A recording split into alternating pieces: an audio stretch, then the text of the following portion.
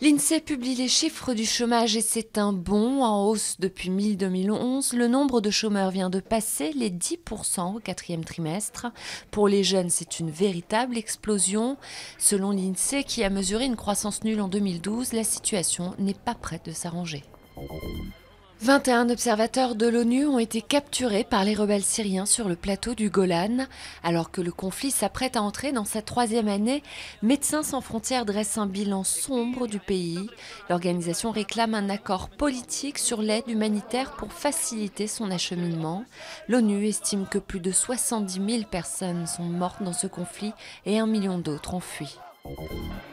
L'hommage continue au Venezuela. La dépouille du président a été transférée de l'hôpital à l'académie militaire, escortée par la foule. Des milliers de Vénézuéliens défilent dans la chapelle ardente pour saluer une dernière fois leurs dirigeants. Hugo Chavez est décédé mardi des suites d'un cancer dans la zone pelvienne. Ses funérailles se dérouleront vendredi. Visite surprise aux troupes françaises qui combattent dans le nord-est du Mali. Le ministre de la Défense, Jean-Yves Le Drian, a voulu saluer les combattants dans cette région où 2 soldats français sont morts. Jardinier, femme de ménage, babysitter, aux États-Unis, ces petits boulots sont souvent occupés par les immigrés latinos, des travailleurs de l'ombre que l'artiste Ramiro Gomez rend visibles. Il sillonne les avenues de Los Angeles pour exposer des silhouettes en carton à l'image de ces hommes et femmes. Il les place bien en vue dans les quartiers chics en espérant sensibiliser l'opinion.